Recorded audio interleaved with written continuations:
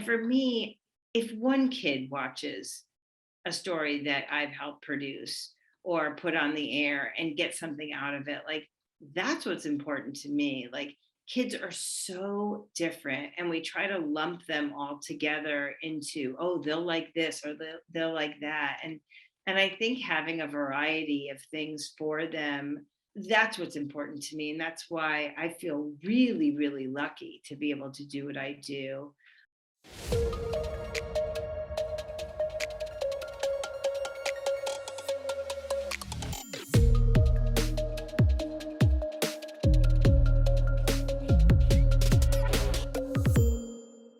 Hey everyone, welcome to another episode of the Craft Podcast. Today, our guest is Michele Hennessy, who is a senior creative executive, kids media at Apple TV Plus.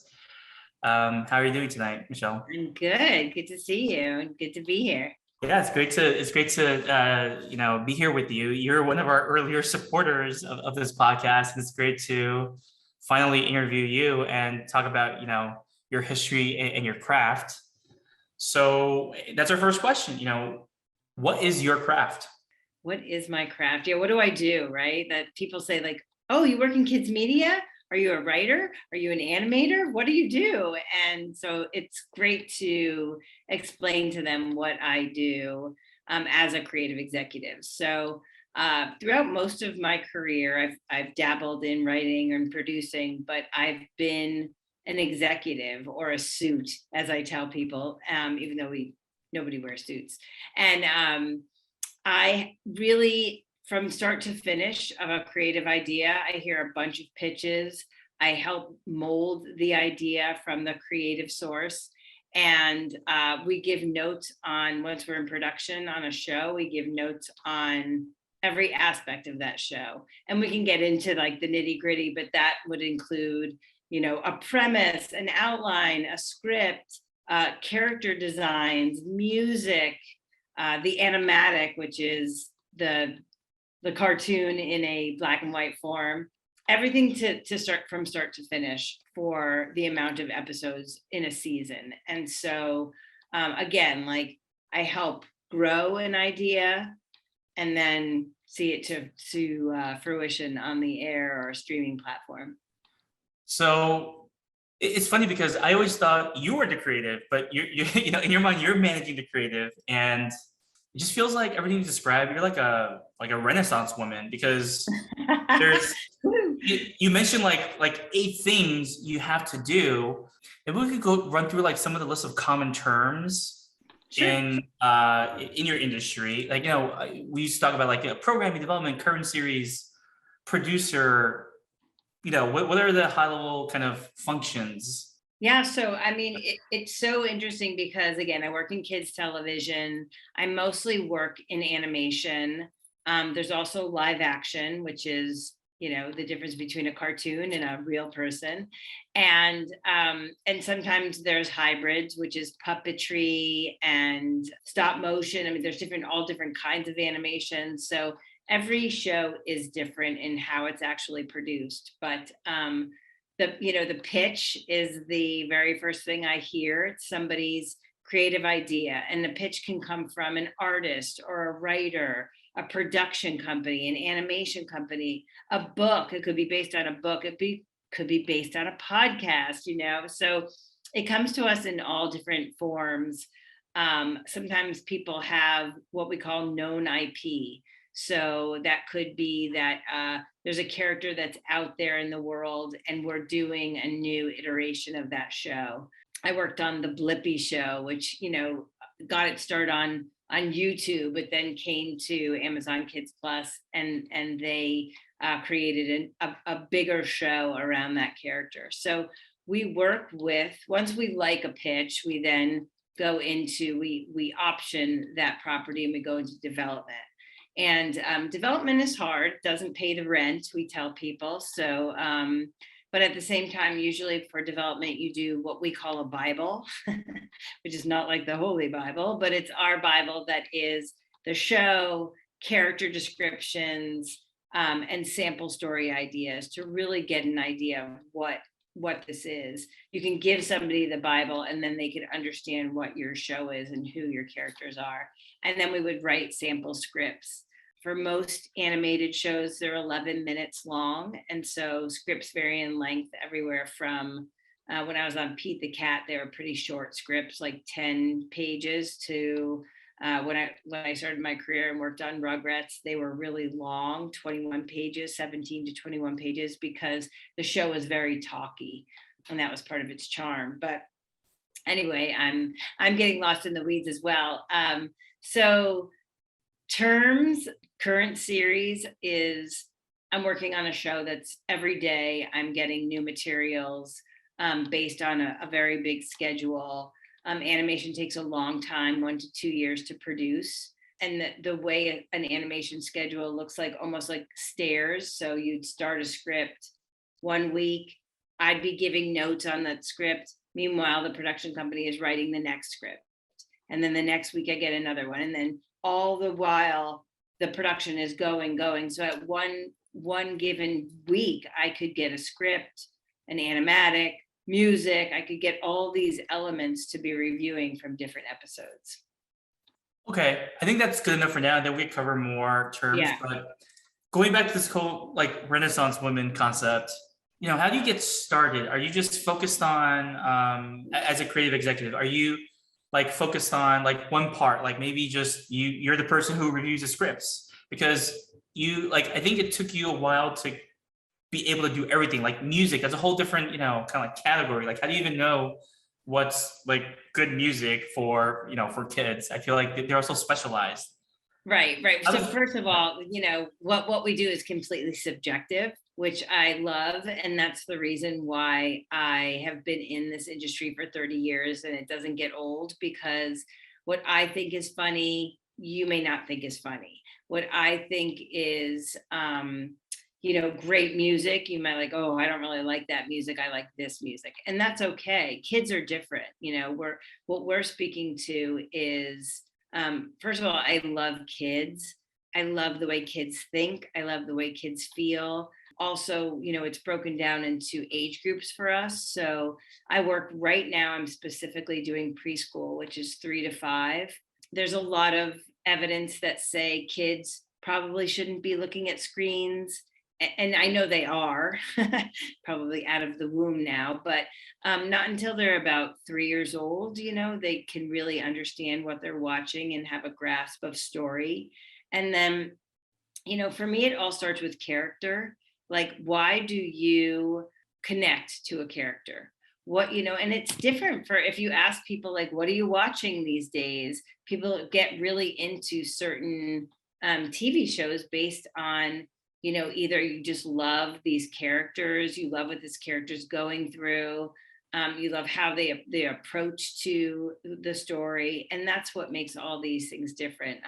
I don't really like making sort of cookie cutter shows that feel bland. So I think my first knowledge I had was just about story, about how to tell a story, and then how to tell a story to different age groups based on like the pacing. So much of the excitement and the nuances of a cartoon happen in the timing of things. And so I work closely, but I'm not the director, I'm also not the writer. So I have a writing background and a producing background, so I know what it takes to go into it, but everything we do is like a team effort, and I rely on the writers. I can tell you what your problem is in your story, and literally in almost every show, it's like, or anything I read, anytime you lose interest and you're thinking, I should go clean the litter box, like you've lost a connection with the story.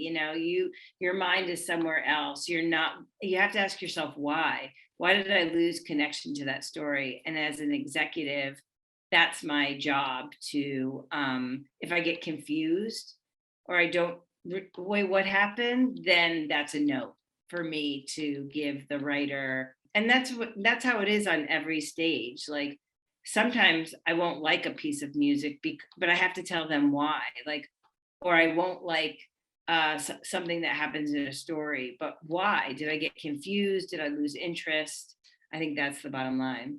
So two questions. First question is, you mentioned it's subjective, but you've also been doing it for a long time. Like, I'm not saying there's like a magic formula, but as you just said, like pacing seems important. Like there are things that, it's not just like guessing, right? Like you have like educated guesses maybe sometimes.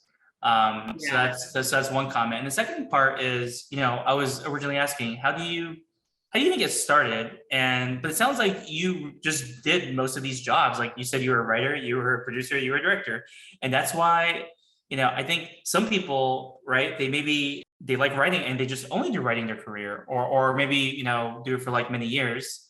But it seems like your role maybe caters to people who've done it, multiple roles. So you see, for lack of a better word, the bigger picture. Yeah. Yeah. It's great to, so there's so many different sides of the table. So I'm really lucky. I started out as an executive at Nickelodeon and, in the 90s, cartoons, Ren and Stimpy, Doug, Rugrats, and sort of learn from the best, if you will. And then I wanted to write and I did some writing and I loved writing and I love the craft of writing and I know how hard it is. And so when a writer hands in something, I know the blood, sweat, and tears that went into that. I also worked at a production company in my career where I had to sell shows to the different networks. And I knew that how hard that is. So when I hear a pitch, I'm like, oh, this person has either worked on this their whole life and everything, this is about everything, or like I just understand where they're coming from. And I want to know what's their vision. Why are they excited about making this show? What's connecting to that, them? And then I know what goes into producing a show, like I said before. So and then the other side of it is you have to know your audience, like I love kids, I know kids, but I'm always learning more about kids and I love to hear people's stories about like their kid did this, their kid did that, or getting a pitch from a 5-year-old is probably the best thing. and and like understanding like how do you tell stories to this young audience, and what is the difference between a preschool show and a 6 to 11 show. I mean, we tend to, in the TV world, we bunch these age groups together which don't even actually go together, but and you can break it down even more, and streamers should be breaking it down even more. I mean, I think that they could be making shows for 3 to 4-year-olds, for 5 to 6-year-olds, for 7 to 8-year-olds, for 9 to 10-year-olds, and be pretty successful. So, you talked about audience and understanding your audience. Every company kind of does it differently, but it seems like a consensus is preschool, 3 to 5. You also taught me about this whole bridge age group concept, 6 to 9, Right. then like 10 plus.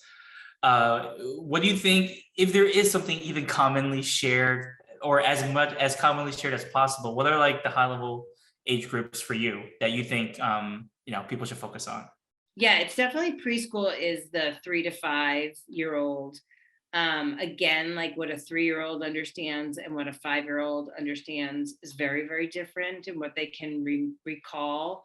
But telling a story to a 3 to 5-year-old, it's very much about being in the moment, which is their gift, and being very visual and seeing what we are doing rather than talking about it. Talking is boring for little ones and doing is very exciting, or finding out, or being curious.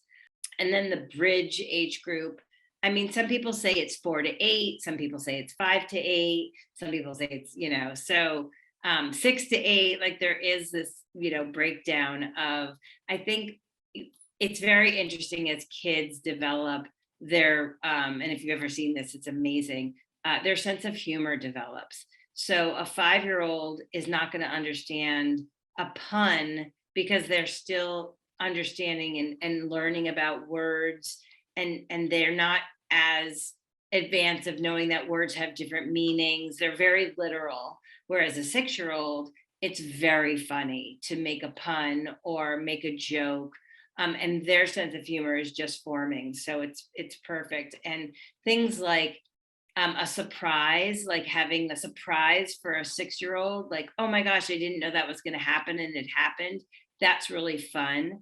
But for a younger kid, they like to be in on the joke. Like the best thing that I always say about preschoolers is like your joke is like 10 times funnier the 10th time you've said that joke, as opposed to, a 7-year-old will be like, that's dumb, that's for babies, if you've told a joke more than once or whatever. So I think like getting to know that a preschooler really does like to be in on the joke is if I know that you wear a hat on your head and then you wear shoes on your feet and then you're wearing your shoe on your head, that's really funny for a young kid. But I have to know that. I have to know all of those things to put that together, And so, and then the other thing too that I think it's just for me across the board when I'm looking at a new property, I think like, do I want to be this character or is this character me? Either one of those things, then I like, is this character me? Like Elmo and Bluey are that age, Daniel Tiger, they are that 3 to 5 year old kid. And then there's characters that I want to be. Like I want to be Sophia the First and be a princess. I want to be Doc McStuffins. I want to be a superhero, like so I always sort of that's like my litmus test for character. COVID really made people think about their lives and their careers. And one thing that seems really cool that I learned during COVID and working with you is that there's a lot of like effort being put into kids' content. I mean, everything you just said, it's not just, oh yeah, we'll throw a dart at the wall and hope something sticks. It's like there's lots of like, not just like intellectual thinking, but like care put into the process. And I find that to be super awesome.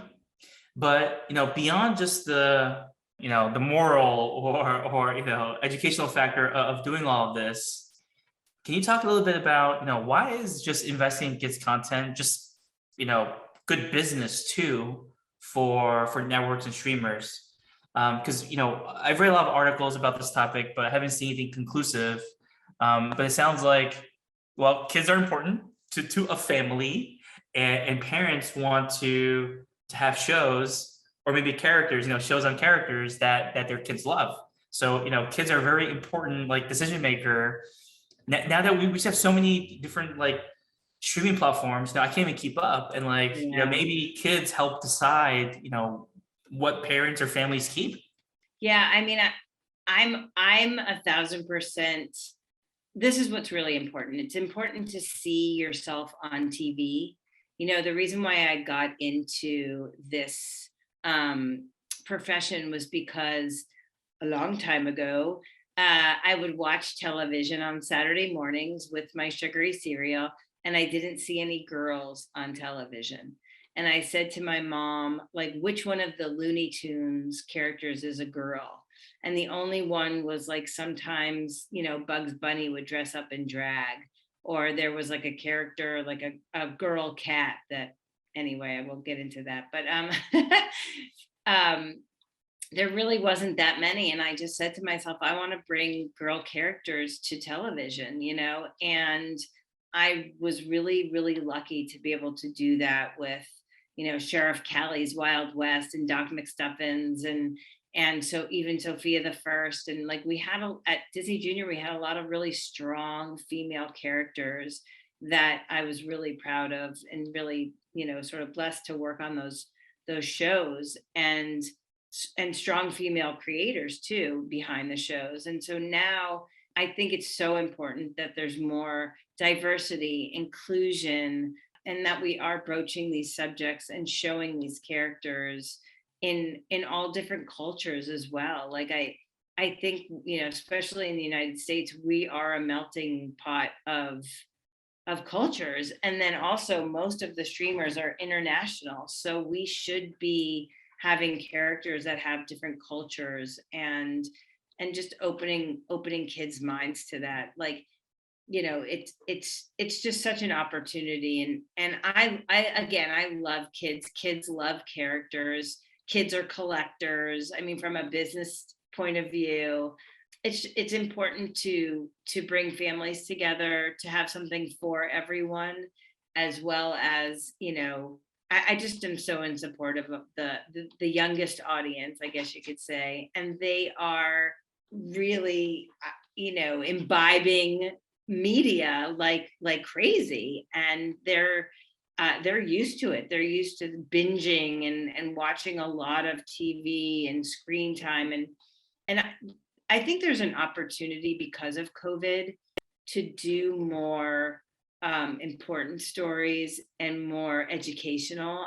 I really do believe that it's going to be a strange generation that comes up that were, I think about the kids that were like 2 to 4 in COVID, and all of the stories I'm hearing from parents about they're having trouble socializing, or they're afraid of germs, or that there's new issues to tackle because of what they've been through. And I think parents can help kids with story.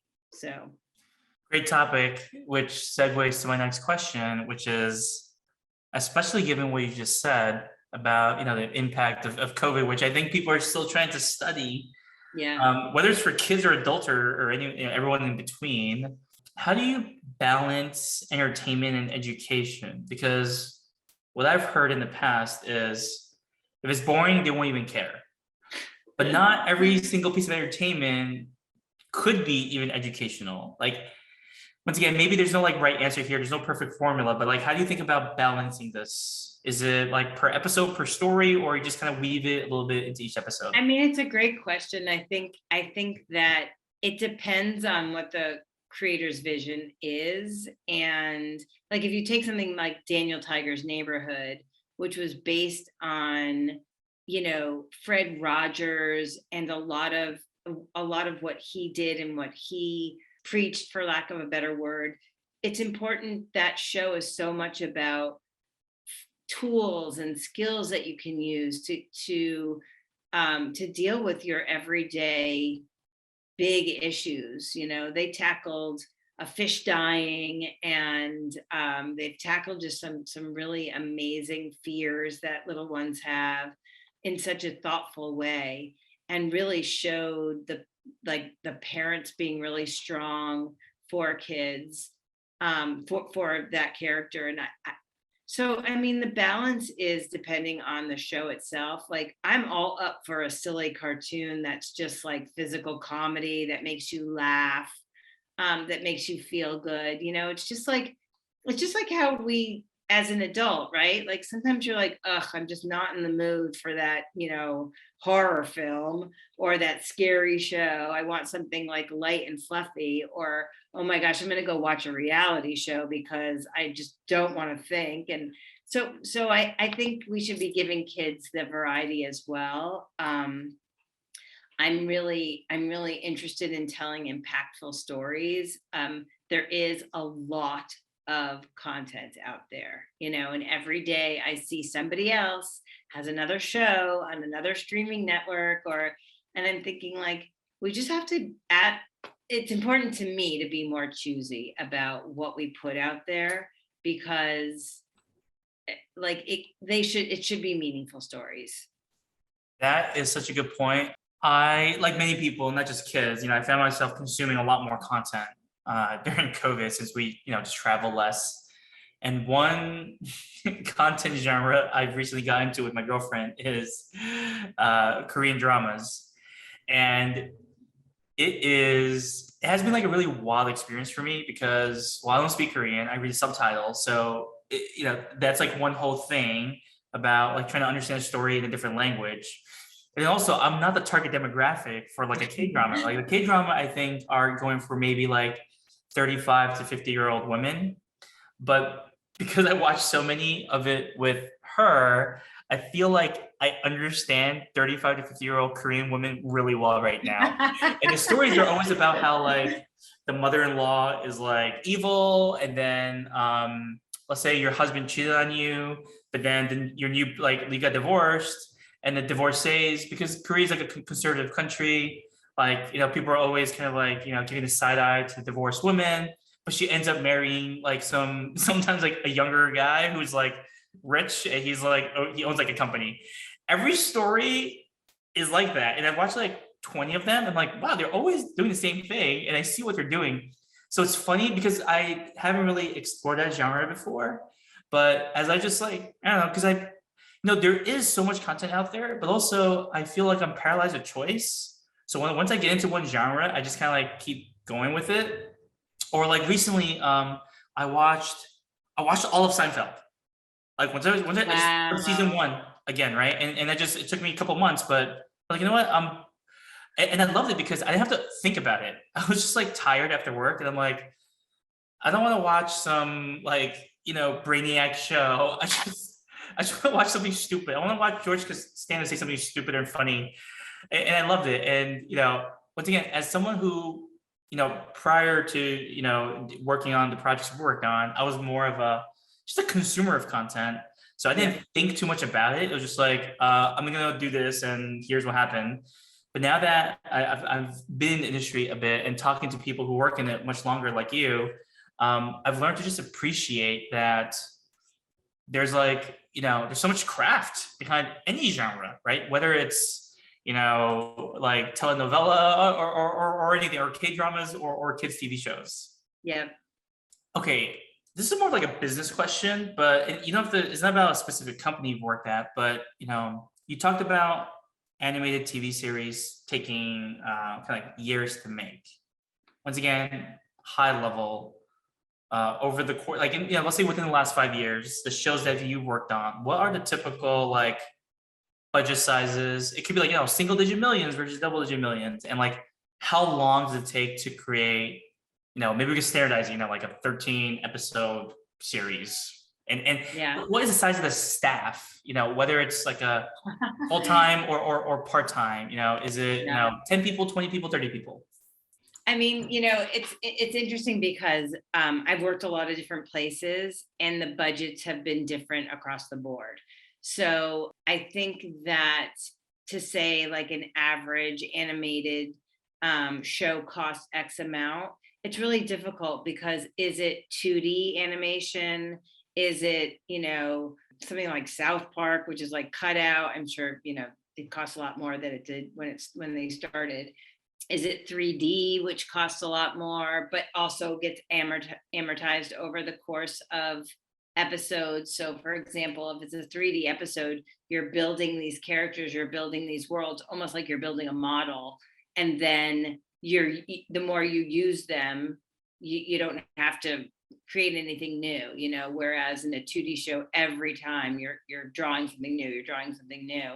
And then also things are done very, like, technology has brought us into a bunch of different methods of animation. So the budgets really do vary, and it takes a lot of people to make these shows. So if you think about, you've got your writing staff, you've got your artists, you've got your, usually it's a production company. There's a production company that so what they're doing in an animated show is they're taking the script and they're doing storyboards, and the storyboard is like key frames, and then they have to take that storyboard. There's a great process now which is called Storyboard Pro, but it's actually makes that storyboard into an animatic.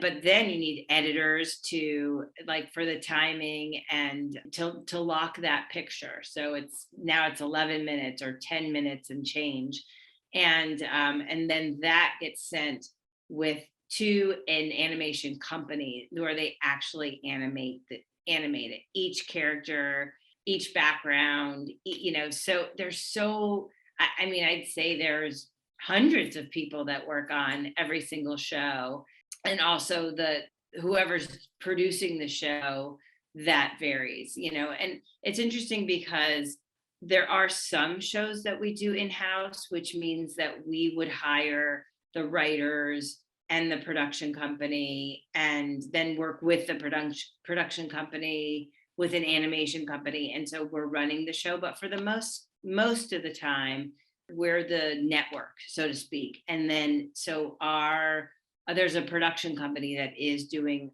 everything, and we are just sort of giving notes and monitoring the overall. Well, hopefully you're in development between 6 months and a year, but closer to 6 months. I think once it goes past a year, it's hard for everyone. And then in a show, it depends. Sometimes you get a pickup of 13 episodes, 26 episodes. Back in the day, it'd be 52 episodes because internationally, that's what you could sell it internationally. But today, the orders are less, and you see many of the streamers are doing a lot more, but not doing tons and tons of seasons. And you see that across the board. So I think when something's a hit, they order more seasons, but they're apt to like just do a lot of content, see what is resonating with the audience, and then go from there. So it takes a long time. So my final question to you, and then we can cover any topics you think that we haven't covered yet, is, well, before I start the question, the comment is, I think it's awesome that people are like in this craft. It feels like a noble profession, right? Like entertain and educate our kids. I mean, what's more important? What's more important than that? And I'm glad not everyone is, just like doing something else. So for people who are like early in their careers, how do they get into this? Like, do they have to become like a writer? They have an idea about a story? I mean, how does one get into becoming like a junior creative executive? It's a great question. And so I'm a mentor with women in animation. I run a mentor circle that helps, new executives or new creators or anybody who wants to get into the industry and from the kids side. So, I mean, there's really a lot of different ways to get in. I think the best thing is to be really specific about what you want to do and for what age group and what genre. Like the more you can, I mean, I've bounced around a lot within the kids industry. I'm very lucky, and I know a lot of people who have as well.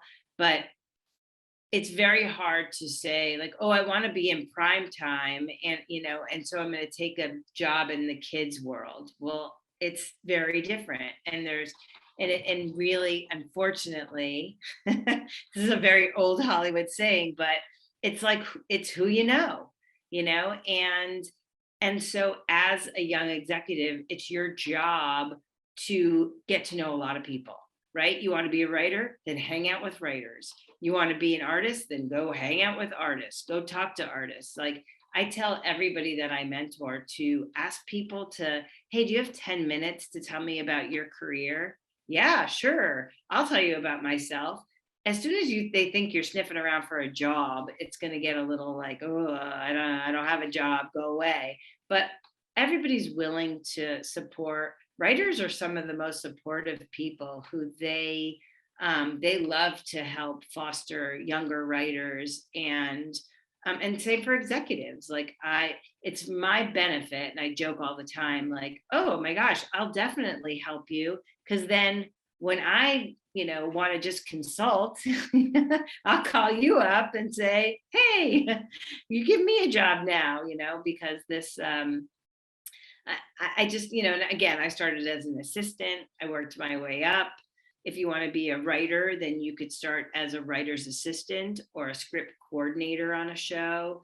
Find out shows that you like, look at the credits, who's doing what, because of IMDb and things like databases like that, and LinkedIn. Oh my gosh, you can pretty much contact almost everyone who's able to be contacted. I always feel like if you're on LinkedIn, people are going to contact you, and you need to be open to talking to them if if your schedule can. Awesome. Is there anything else we didn't cover that you want to talk about?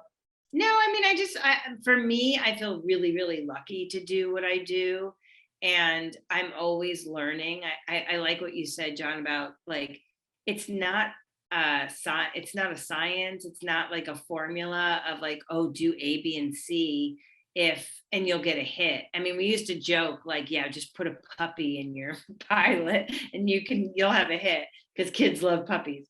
But that's not the case. Like the truth of the matter is it does need to have substance. It does need to resonate. And, I know that most streamers or most every outlet is very focused on like how many kids are watching and what's the time spent and are they watching and rewatching, and for me, if one kid watches a story that I've helped produce or put on the air and get something out of it. Like that's what's important to me. Like kids are so different and we try to lump them all together into, oh, they'll like this or they'll like that. And I think having a variety of things for them, that's what's important to me. And that's why I feel really, really lucky to be able to do what I do. And I just, hope I keep on getting to do it. So That's great. And once again, I think it's awesome that people are doing this because, you can imagine a world where, you know, it's kind of like back, I heard like back in the 90s, it was more lucrative to, do like investment banking. So the smartest people that were not doing science or education, they're like, let's go do investment banking. And then, maybe now today it's like be a software engineer. And by the way, we do need software engineers and I do think they contribute to things. But it's just great to hear about like all these different other career options and different crafts. And you know sometimes the thing that makes you happy might not be the most like obvious thing that everyone else is chasing. And I bet you there are people out there listening to this who may not have thought about this as a career. They might just thought it was like interesting. It's kind of like me. I thought I've always liked gaming, but I never thought it could be a job. Like, how do you even right. work You in can gaming? actually make games. Right. Exactly. Exactly. It's like some people, they just don't know because they don't have the network. As it's about who you know, right? If you don't know anyone working in like kids TV, you just be like, oh, that's just that their world is so far away from me. But I think with like, sounds lame, like with the internet that exists in LinkedIn and the mentorship programs, if people are hungry enough, they need to be hungry enough, and then like get the awareness of like where to start. And as Yeah. I said, like, I didn't think about it. It's so simple. Look at the credits, right? Lots of names there, and a lot of the things and information are just out there for people to go grab if they're interested. Yeah. And ask, like I think I didn't know this was a career growing up. I just thought I wanted to make TV shows. Like I didn't even know what that meant, And so that little spark, I started asking questions like, what does that mean? How do you do that? When I started working at Nickelodeon, that was my question over and over again. What are you doing? How are you doing that? Like I had the day to day as an assistant to like, make meetings and take phone calls, but I was the one who I was reading all the scripts. I was following people around. What do you do? What do you do? How do you make that? What can I go to the animation company and find out how it's happening? Like I took it upon myself, and I think that's important. And the other thing I really want to stress, because I feel like there's generations that are very different from myself. I understand that being the age that I am, but like ask questions. Don't I feel like there's a couple of generations that feel like they have to prove themselves when they like how are they supposed to know? And just keep on asking questions and keep on making mistakes. I think most of what I've learned in my career is because I did it wrong. And then, just like we learn in life, right? I made a mistake, and somebody in my work, I'm going to steal what she says. It's like, it's yesterday's news. Like, don't worry yourself over yesterday's mistake. Just take it, learn from it, and do better today. Like that's the great way to just build your career. Well, that's great advice. Michelle, it's awesome catching up with you, I and know. Good to see and, and, you. and thanks for coming today. You're welcome.